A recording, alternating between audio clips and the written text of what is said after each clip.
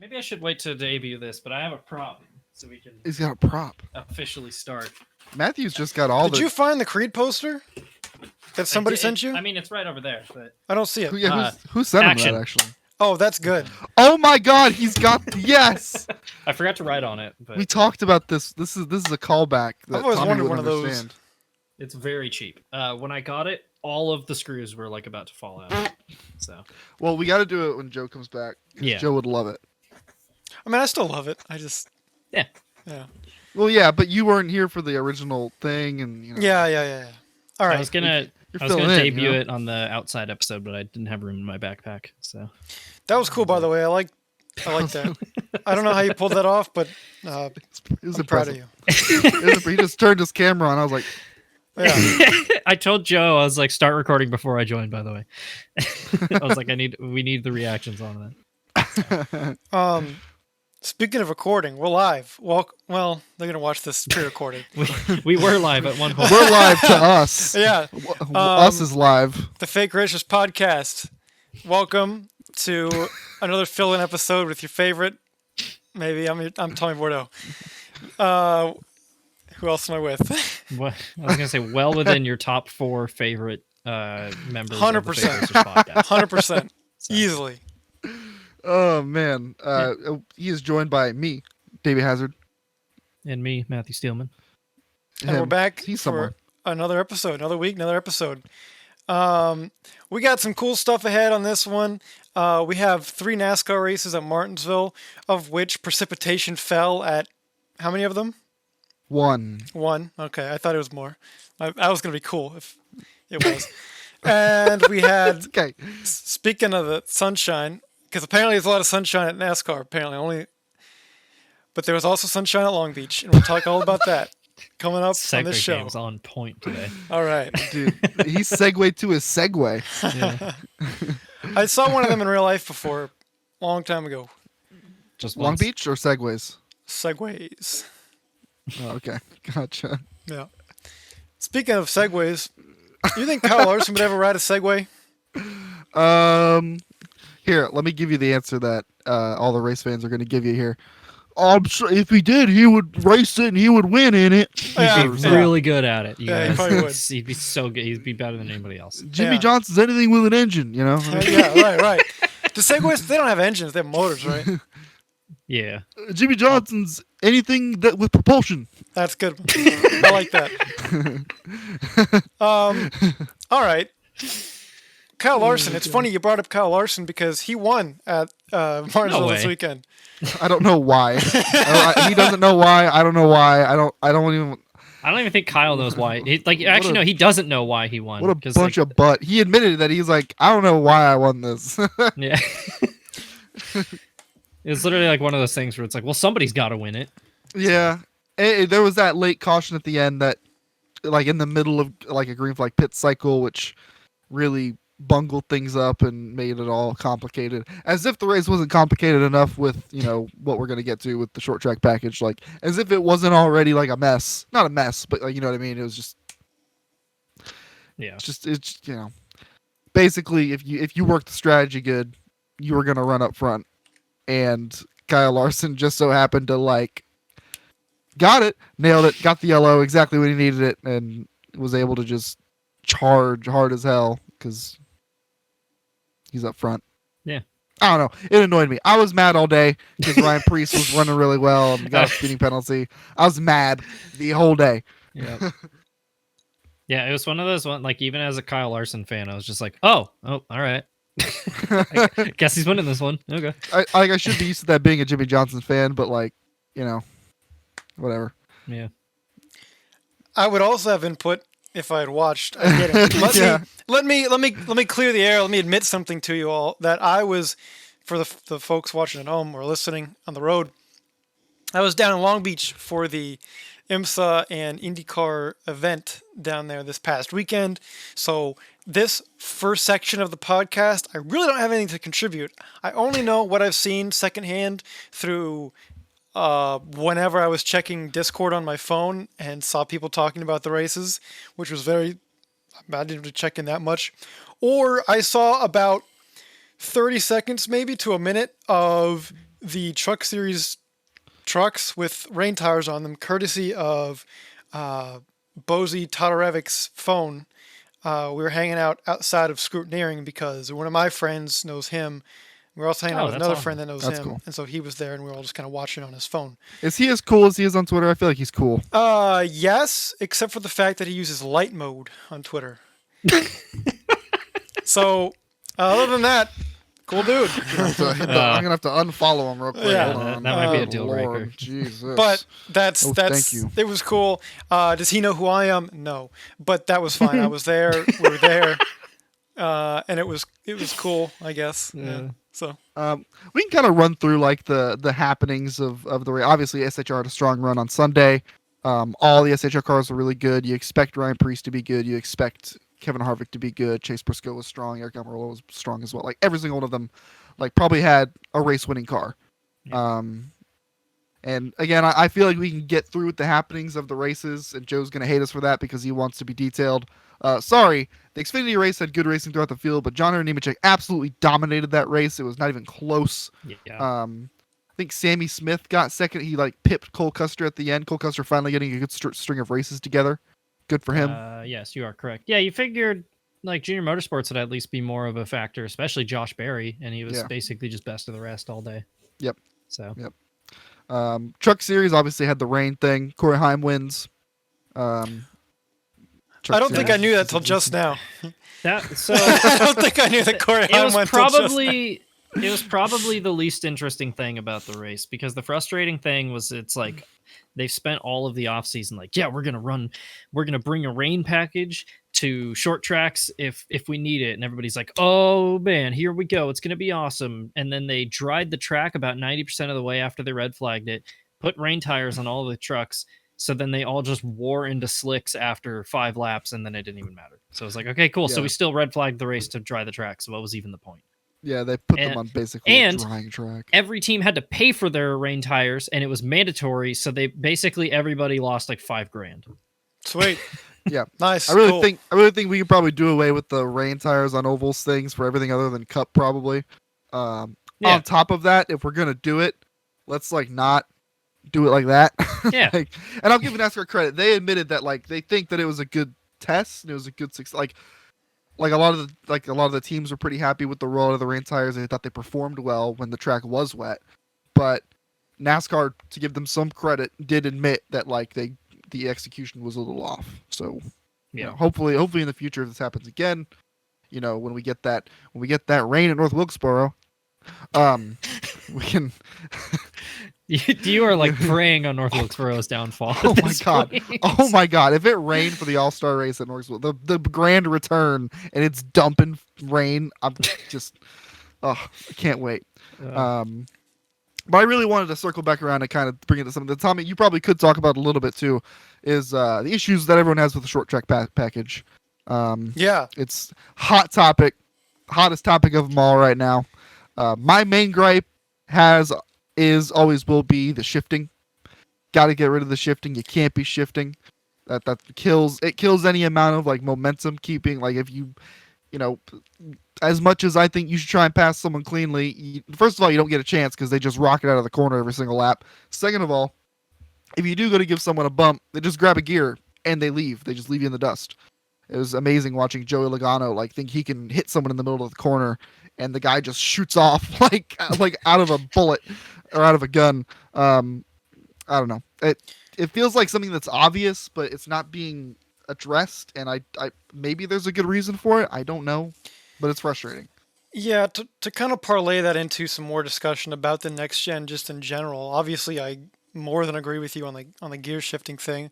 Any time where I've been shifting, and I know it's not a great comparison, but like even on iRacing, if it's a short track and the fact that I have to shift to there, I hate it on a video game. I can't imagine doing that in real life for like hours and hours. You know what I mean? Like that's just not a good time.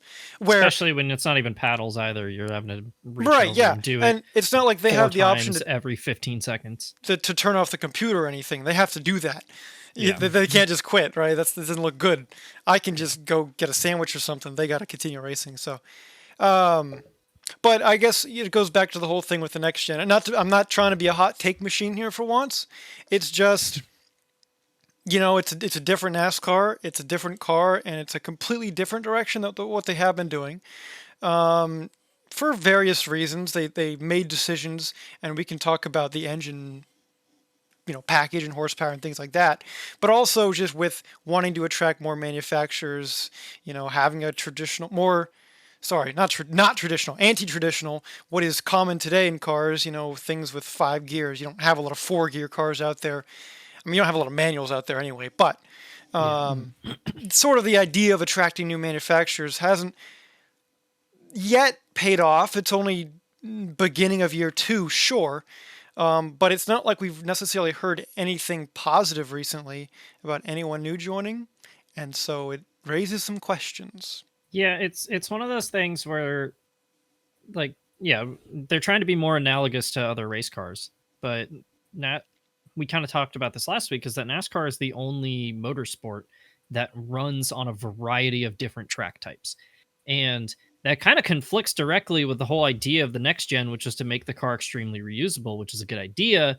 But the obvious solution for short tracks is to go back to a 4-speed transmission. But then that eliminates the entire point of the next gen, which is that, you could just load up your car from Daytona and take it to, say, Richmond or whatever. So they've kind of backed themselves into a spot, and I don't really know what the way out of it is. Because, like, a perfect example was Ross Chastain won both of his races last year in the same exact car, and they were from Coda and Talladega, like the two most completely wildly different tracks you could run on. So I didn't know that, actually. That's really, I mean, that is cool. It's a really tricky argument, because I think there were good ideas presented with the next gen. I think there's a good car in there somewhere. We made a lot of diversions, wrong decisions in some of the important stuff. It's just like you see the vision. I see the vision. We all saw the vision. yeah. And I get it. I get the cost thing. It's big up front. The cars are reusable though. Yada yada. And, this isn't even. We're ignoring the safety stuff from last year, but I'm not like you say. There's nothing positive coming from the manufacturer standpoint. I don't hear anything positive from the race teams. Sure. You would think there would be some like, hey, this is working, this is attracting this is like, and like it did when it was new or when it wasn't here yet, and like the idea of it attracted people. But now that we're here, everyone's just kind of looking around like, well, where'd everyone go? Like, yeah, I mean, and I think as a whole, and this is another hour-long conversation that's not fit for this podcast, but I think the direction as a whole and becoming kind of a car like every other is a little bit. It puts NASCAR in a pretty tough position, and they've been doing things where they try and be like other sports or other entertainment facilities. Wrestling, you can, if I even want to throw that out there. I don't want to get myself started, is what I'm trying to say. But borrowing everything from everyone else makes you lose your identity, and I think it's a little bit of an issue too with that. What made NASCAR special and unique was that it was big, heavy stock cars that weren't like other like road course cars, and now it's a little bit different. And I'm just saying, and I'm not going to get any deeper than this, I'm just saying, but when you start to lose what makes you special and you become like everything else, you're not that special anymore. So yeah, it's a very complicated thing. Yeah. It just seems like the end point, and I don't want to go full nostalgia, but it is funny that you bring it up, because I've been watching Rise of the Field Fillers for like the last 3 days, like marathon, and it's like, it's crazy to look at obviously things change with time, but just how different like the current cup landscape is to how the sanctioning body itself looked at itself 20 years ago. So yeah, I think both of these guys know that I'm like someone that tries to be a little more positive on the outlook. I love oval racing. I love stock car oval racing. It's my favorite form of racing in the world. There's nothing better than a short track with a full fendered car. But like even now, like I struggle to see where we go from here. I mean, we have super speedway racing that is unpredictable and like you can't like there's nothing intuitive about it. There's short track racing that it's like pulling a rubber band back and forth over and over again. Intermediate racing was good last year, but kind of gotten through this portion of the year so far. We haven't had a good intermediate race, which is usually the bread and butter. And we made the cars easier to drive on road courses, which is cool. And I think the road course races have been like okay, but again, I mean, we're kind of like losing what makes that so cool about NASCAR. Like if I I think it's cool, but if I wanted to see a car like that drive around, I would go to an IMSA weekend, or I'd go watch a TT3 Cup race. I'd go see Porsche. I'd go watch 60-year-old dudes club race at like somewhere. Like I'd watch a sports car. It's just tough. At least, though, like we mentioned, one of the positives is the reusability of the cars. So, I mean, that's cool. Yeah. I like that. One car that parts of it are certainly not going to be reusable is John Hunter Nemechek's. Real quick to mention, we talked about dominating win, but of course to mention the burnout. Your guys' takes on that, I'll tell you mine right now. I mean, I think it's cool. It's just cool. As like a team owner or whatever, I would hate that with all my life. But like as a spectacle, it's pretty cool. Yeah. I do like that for Xfinity and trucks, we literally got opposites. We got fire in one, and then we got ice in the other, basically. So, I really like that he was sponsored by like a fire suppression company. That was like it almost had to be planned. Like that is unbelievable. That like they will be using that in their promotional stuff that I'm sure they send out to companies to use their fire extinguishers. Oh yeah, absolutely. Yeah, I don't know. It's just awesome. No, that's good. I mean, look, that's fun. It's something to remember. It's memorable. It's it's cool. As a team owner, I would hate it, but as a third party, that's cool. And also, as it turns out, John Hunter Nemechek, very good at driving a race car. As it turns out, nobody could have seen this coming. Yeah. I wonder if he'll finally get his plaudits now that he's kind of like out of the shadow of the next big whatever Gibbs Toyota development driver. In the truck series, he was always kind of like in Kyle Busch's shadow. Not that Kyle Busch is a development driver, but like always kind of like under his wing and like was never really like a standout star in the truck series. And then obviously his Xfinity starts up till now were good. They were fine. But then you have Ty Gibbs, and he steals the show. So, like, now that he's kind of got his own thing, I wonder if he's going to get into a role and really become that driver that everyone's been wondering where was at. Yeah. It's cool.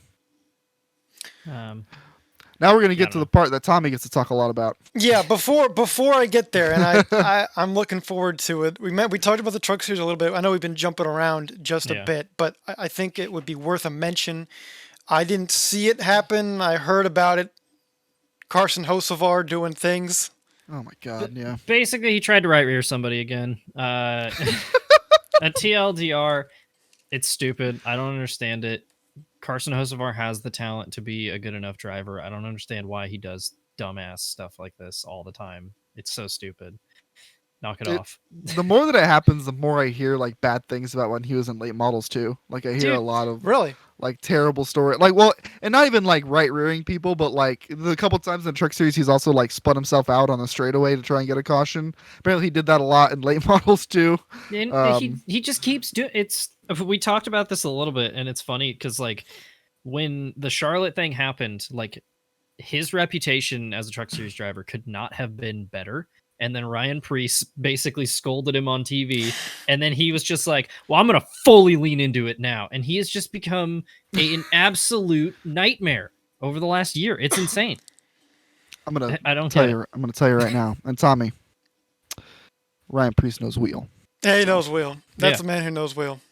It's really funny to look back at that in hindsight because like, even when we kind of argued about it, like we agreed that we're like, doesn't necessarily apply to Carson, and now we're like, okay, well, now Carson is that guy. Yeah. He literally just leaned into it fully. I liked Carson Hocevar before all that. I did. I thought he was a cool character, but now it's like, well, what was it? A week and a half ago, we were saying like, oh, Texas wasn't his fault. Like it is what it is. And now it's like, all right, well, there goes all that goodwill. Yeah. And like this is a bad start to your career, right? Like if you're a young driver trying to make a name for yourself and move up, and you already have like the Ross Chastain eye on you, like everything That's starts to tough. become your fault. Yeah. I mean, Kurt Busch was able to overcome that. But then again, Kurt Busch was also always still just a nice guy for the most of the time. Like if you look at him from like the early 2000s, I can't believe I'm saying this, early 2000s, like he was still like a pretty happy guy otherwise. So like, it's tough. But Carson Hocevar is just kind of weird. He just wears silly hats and just kind of mopes around the paddock. I don't know. Yeah, he tweeted about that Ryan Priest thing for weeks. It's probably a good thing like Kurt Busch didn't have Twitter back then. No, you're right. You're right. Yeah. You're right. That's a good point. I was gonna say, because That's a good I point. know people who had chance encounters with Kurt Busch in the early 2000s, and they did not have positive things to say about him. Not surprised. Like young Kurt Busch was a punk ass. but hey, he did turn it Yeah. around, and now he's like a beloved figure. And I wish he was still racing. Yeah, So, oh well. I don't get it. Clean it up, Carson. As the person who gave you your first big break in racing, I'm feeling a little disappointed right now. Gotta make the Makita Truck Series. He's representing a whole brand. Yeah, he's making Dale Jr. 88 Rocks look bad as a brand. So. We can't have that. NASCAR's going to accept the Makita Truck Series as canon into their national series. So yeah, Trying to think and that of was the Truck Series. I'm trying to think of a good segue here, but I don't think I have anything. So I'm gonna go with this. Maybe I do. Young drivers getting first wins recently. We talked about Carson Hocevar. How about another one? But this guy Who, Tommy? was really silly in practice, and his name is Kyle Kirkwood, and he got his first IndyCar pole and victory last weekend at Long Beach. Man, I'm not surprised. I'll tell you what, I've said it before, I'll say it again. Kyle Kirkwood's the real deal. He won in everything all the way up. Then he went to Foyt for a year. For some reason, that made people think he was bad, but I don't think they understand how bad Foyt is. That is ridiculous. I was going to say Foyt is the black hole of IndyCar. He's been good. Incredibly He's always ironic been to say. good. And now that he's on Andretti, he's good. I'm not surprised. You shouldn't be either. He's good. That raises a whole other discussion, but yeah, I'm glad. Like, I kind of, like, I don't know. I saw some Kyle Kirkwood slander in the USRL Discord as well. I've seen it before. Which I don't understand. How do you, like, what opinion can you have on Kyle Kirkwood at this point? God, I'm looking at his results right now. Yeah. His junior 2018 formula. F2000, he had a second, a fifth, and 12 wins. When I say he won everything, I mean he won every. Yeah, he won literally not everything. exaggeration. His junior Yeah. formula career is absolutely insane, stupid, ridiculous. Should Yeah. not exist. Yeah. So yeah, it's no surprise. I Like, mean, yeah. funny moment though, like I mentioned real quick, like in practice, Is it the practice David Malukas merging in front of him, and I'm telling you what, he gave the big thumbs up at him. The big thumbs up. I have never seen in my life a driver reach that far out of the car to do anything. And stock car or IndyCar or whatever, my man had the extendo going on. He gave him the biggest thumbs up you can imagine. You can see that one from space. That just look. The funniest part is I can feel like I've done that in go-karts. I've done that so many times in like a car, like just on the road. Like that is like I felt myself do that. Like that felt like something I've done before. It was so funny. I died when I saw that. That was one of the funniest things. I mean, and that was the beginning of the weekend, and it just kind of got better from there. I mean, that set the tone for just a silly, goofy, wacky time on the streets of Long Beach. And it was. Maybe not so much for Pato O'Ward and Scott Dixon, though. We have a phenomenal championship battle brewing in IndyCar already through 3 races. No one's surprised necessarily about that, but what is surprising is that all the top 10 are pretty much still in it at this point, and they've all kind of had like one bad race. I mean, Dixon and Pato, this one. Newgarden has been good. I mean, he won, but he's just kind of been there otherwise. Kirkwood won, and then he's kind of been there. But Marcus Ericsson leads the way in points, folks, and he hasn't had a bad race yet. And I know how much last year he kind of just slipped away from him, and I think he's learning from that. I mean, he's in a different position now, right? I mean, he has a couple years under his belt now. He's an Indy 500 winner. He's a multiple-time race winner, including this season at St. Pete to start the year. Is this Marcus Ericsson's championship season? Because it looked like it could have been last year, but maybe he just wasn't mature enough. And of course, the Will Powers and Scott Dixons of the world kind of took over. I've said it before and I'll say it again. I think Scott Dixon's still going to win the championship this year just because that's how he is. But God, I just want to be able to count him out already. You can't though. I mean, not this year. You did I did last year and it was right, but this year I can't. You can't because he's going to win. Yep. The IndyCar season so far, so good. Yeah. They made Texas look good in 2023. I don't know what more I have to say. I mean, that's all I needed to say, really. So.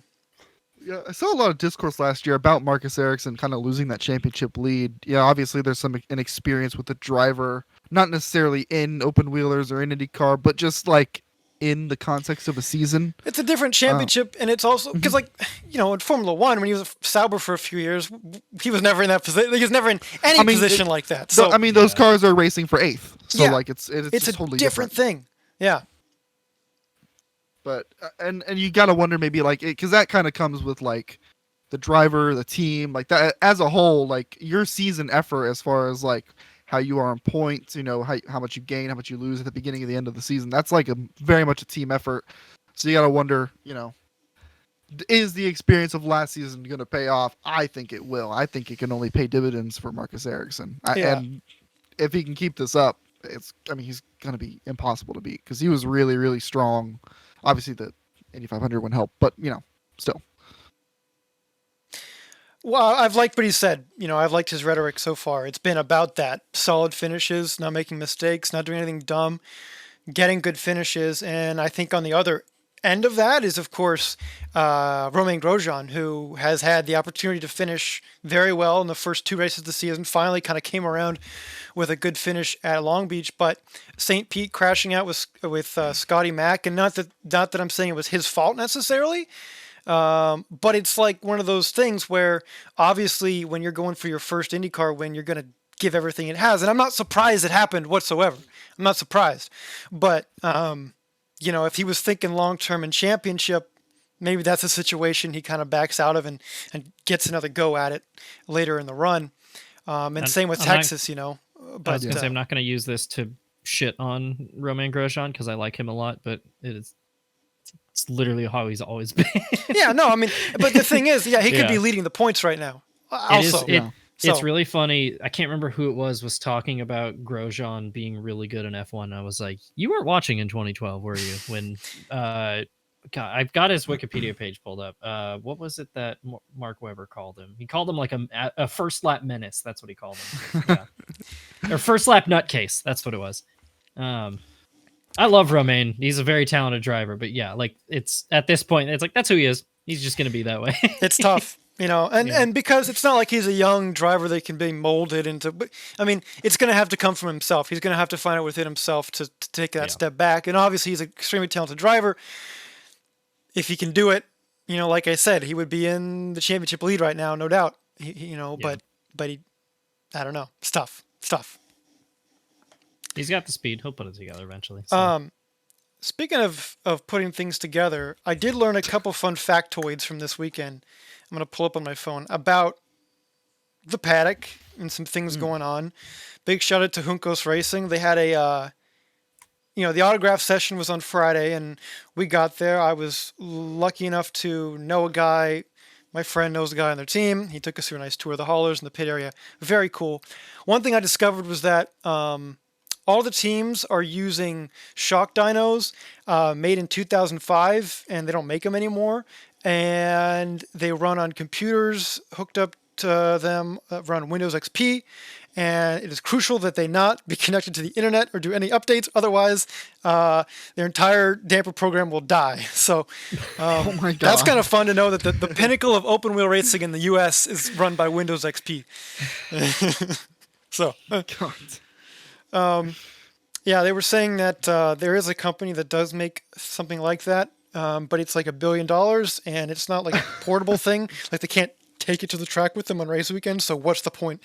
Anyway, And so if a model that they're using comes up on like Craigslist or anywhere for sale, even if it's broken, you buy it immediately because there's parts on there, and it means it's in your hands and not in the hands of another team, because that's the way it is. So that's kind of fun. Wow. Yeah.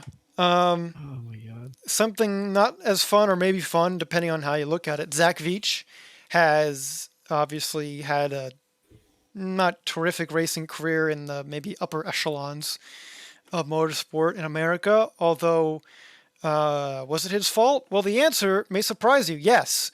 Or maybe it doesn't surprise you. But apparently that he lost his ride with Andretti because nobody just really liked him or being around him. He wasn't a dude that people enjoyed spending time around, I suppose. And obviously the results weren't there enough for people to put up with it. And so he got canned. And the same thing would happen with the Lexus IMSA team, the next season. So That's so crazy because I obviously, this is a hand-picked piece of someone's personality. His Dinner of the Races episode made him sound extremely likable. right. And it's disappointing to hear that he is not. It's apparently. crazy. I mean, I wouldn't pin that. I just thought, he didn't perform well. And I mean, Yeah. anyone could have seen that. And obviously he was sort of a smaller stature dude. So like, Yeah. So IndyCar makes sense that he wouldn't perform as well there because, I mean, he's trying to manhandle a sure. non-power steering car and he's like 80 pounds soaking wet. Yeah. So that's a fun, that was interesting. I was very interested to learn that. I wrote a few more down. Let me try and get these up in a timely manner. A couple other fun things I did during the weekend was wear pit crew shirts for an IMSA team that I don't think exists anymore, but Nice. I just walked right into the IMSA Victory Lane celebrations at the end of the race, and no one cared. Sunday morning, when the Indy cars were on the grid, like getting ready to warm up, went into the paddock, had a pass from the race 4 years ago that my friend had, and just kind of walked right in, and the paddock was empty. If I wanted to, I could have gotten on Mario Andretti's little scooter and scooted around the paddock. Nobody was there to stop me. So that's kind of cool. Let's see. Speaking of Juncos, obviously that stuff, or maybe it's not obvious, that's why I'm saying it. Basically, they bought all of Carlin's stuff when Carlin exited IndyCar. Carlin, of course, was terrible in IndyCar because they were doing it the way they were doing it overseas in Junior Formula A, and it did not translate to the IndyCar system because everything is about dampers in IndyCar, not aero, and they were focusing on aero. So, didn't work. And last but not least, what do we got here? Oh, yeah. Hybrid IndyCar engines are coming in the future, near future, and they're going to be less efficient and burn more fuel. So anyway. Awesome. Yeah. Super cool. They're just there so they can say that it's a hybrid. All right. Yeah. Pretty All much. right. So that'll be Awesome. interesting. Also very, very heavy, of course, and that's going to put a lot of rear end weight into that car. That it's going to make it a little spicy, maybe. We'll see. So I don't know. That's IndyCar pretty much. We got Barber coming April 30th is the next race. I love Barber personally as a track to drive, and I enjoy watching Barber races. I think it's fun. Is it the most exciting race on the IndyCar schedule? Not necessarily, but I think it puts on a good, solid show. If you're just looking for a good classic IndyCar road course race. Road core. Yeah. Road core. So that's IndyCar. Quick other news. IMSA, by the way, of course, at that weekend as well. Phenomenal. IMSA's doing great. GTP cars are cool. 2 thumbs up. All right. Yeah. One big Kyle Kirkwood thumb up. One big Kyle Kirkwood. So when you were talking about the paddock, it reminds me of a story that my roommate told me. This is my chance to talk about Supercross finally. My roommates had 2 encounters with Aaron Plessinger, who's one of my favorite riders, and they've both been completely inexplicable and hilarious.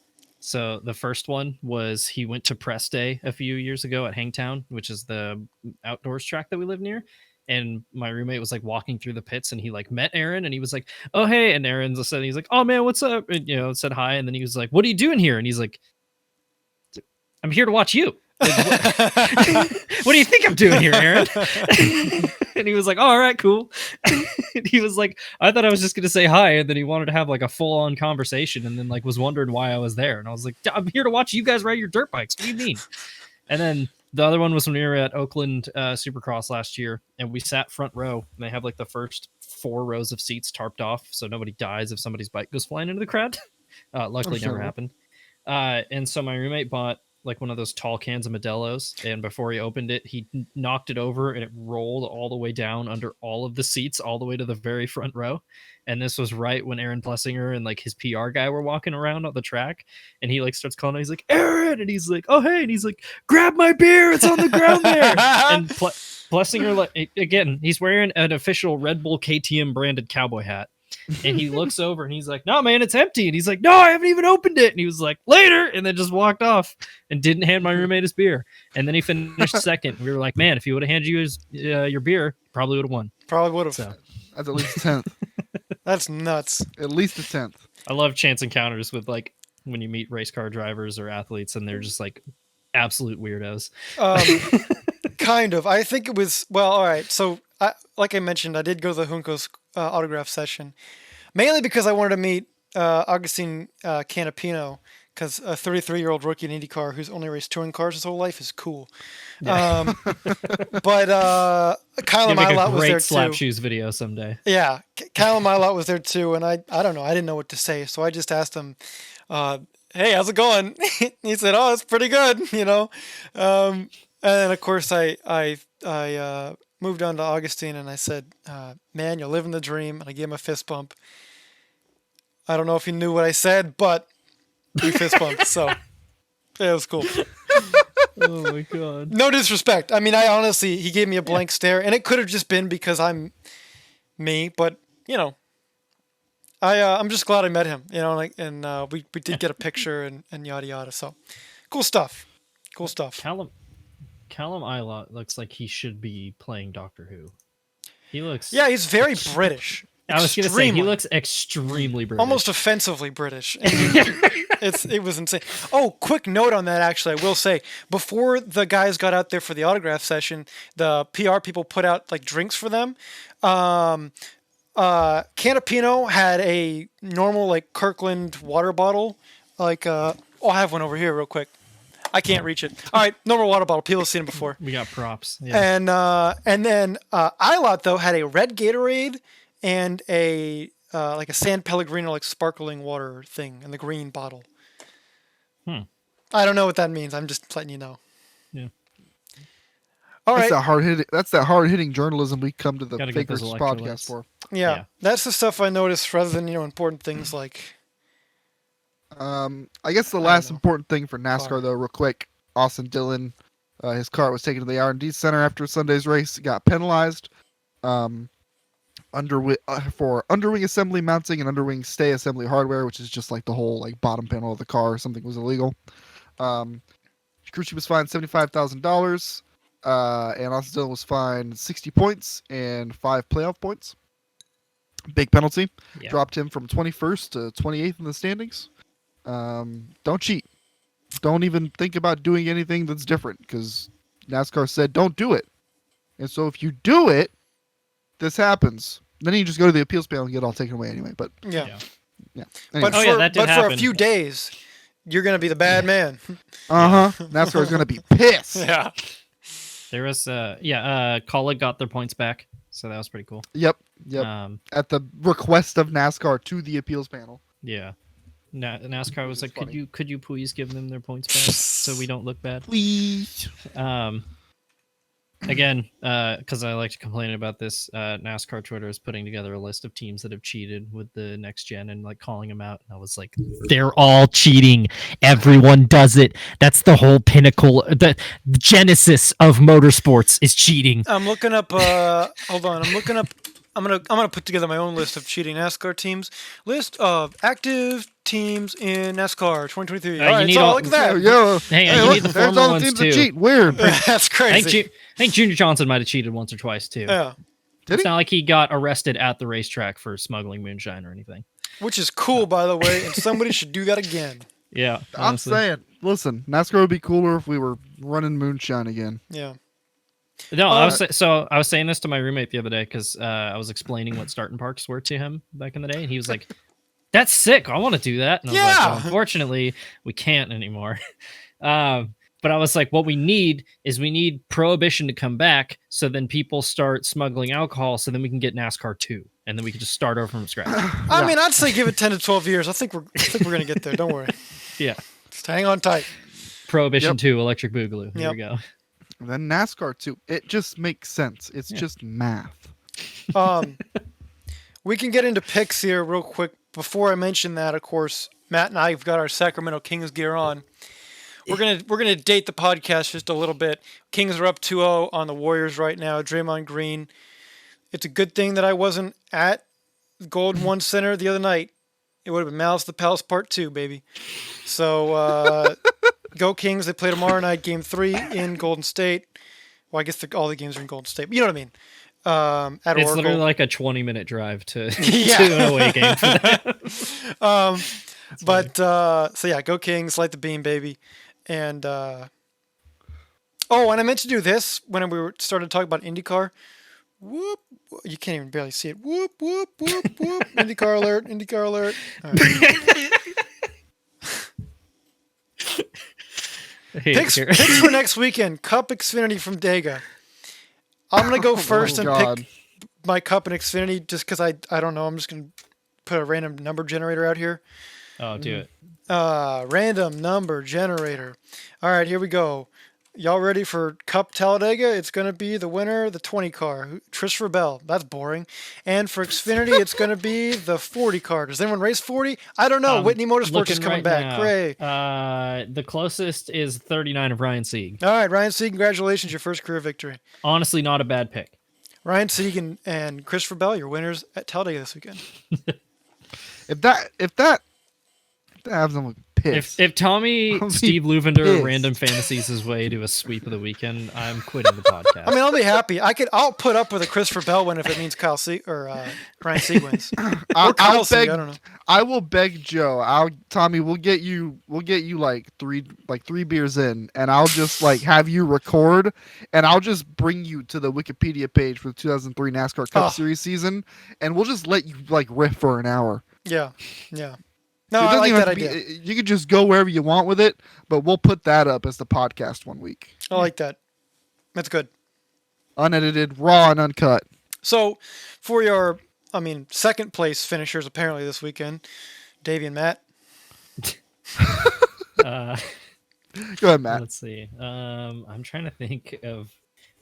Maybe I'll just roll like 2 D20s and then like whatever comes up with. That's not fair to Daniel Suarez. Oh, true. Like the one of the only cars this season with a number over like 40. No, I can actually do. Hang on, I've got 2 D10s that you can do. Oh no, hang on. Oh my God. Oh, you this can do is so digits. stupid. Check this out. Hey, here, check this out. Parker Yeah. Kligerman, Ryan Priest. Cool. Okay, I'm done. I did Where it. am I'm on board with where are that. my D10s? Okay, hang on, there's one. All right. Oh God, where's the other one at? Okay, Mm-hmm. I guess I'm using the 2 rainbow dice. Oh, here it is. Okay. Unbelievable. All right, my cup pick is 38. Who's the 38 car cup? I'm Todd drawing a blank. Gilliland. Todd Gilliland. Not a That's bad not pick if I'm too being bad, honest. to be honest. All Front right, row and car. then my Xfinity pick is 35, who is Joey Gase. Gase. All right. Yeah. Oh my God. All right. I wrote this down. I recorded it in our show sheet, so this is locked in now. Oh, that makes me so happy. Oh my God. I Your can't believe winners- Joey Gase is still driving. Your I'm gonna winners put this Todd- weekend are either going to be Todd Gilliland, Ryan Priest, and Christopher Bell, or Parker Kligerman, Ryan Sieg, and Joey Gase. I'll take all of those. Those are all okay. I'm really gonna have to put Christopher Bell, Todd Gilliland, and Ryan Priest in my fantasy lineup this week. Oh man. Well, at least you don't have to put Joey Gase in there. At least I should don't have to do wait, that. Hang on. Let me do. Has anybody posted random fantasy yet? I need to do that. Let me do that No. live on the show. Hang on. Okay. Who's random fantasy gonna give me? I haven't done it the last few weeks. I keep forgetting. Also, there was some Twitter shots fired. Well, I'm just gonna riff while this is going on. Between Alpha Prime and Joe Graff Jr. this weekend. Alpha Prime gave some grief to Joe Graff Jr. and to Joe Graff Jr.'s credit, it wasn't his fault.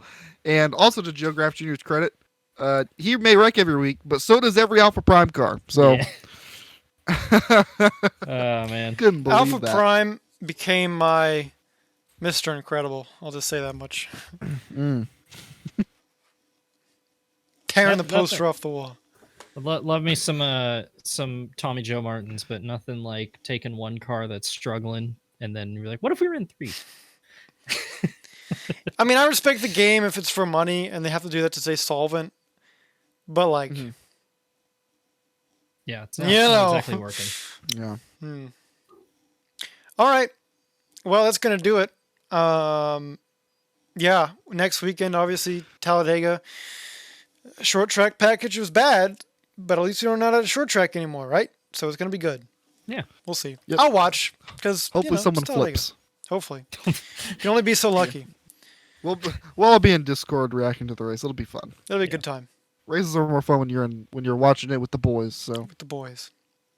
Speaking of which, my God, we got to go to an IndyCar race and IMSA race together sometime. Would be great. I'm down. So yeah, JTN meetup eventually. yeah. Which one do you want to go to, Bubba? Well, we got Laguna Seca IMSA next month or 2 months from now. Okay. I know that's not really available for you, but hey, Huh. In a month, huh? let me double check that. Anyway, folks, it's been real. Thank you so much for tuning in or listening in on just these people in front of you or in your ears talking for 47 minutes and 19 seconds about, Yeah, Racing. racing. Yeah. Racing. that's what it is. Okay, We're 22 days away. May football. 12th. Damn it. May 12th through the 14th. I'm gonna try and get there, but obviously it's not a mandatory thing. Yeah, appreciate y'all for watching. My name is Tommy Bordeaux. This is The Fake Racers Podcast. Sorry. with.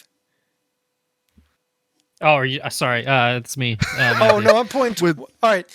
I was gonna say. Well, the reason I wasn't reacting is because sometimes it's different. So Yeah, I was pointing to Davey, but now I'm pointing to Matt. So Matt, you go.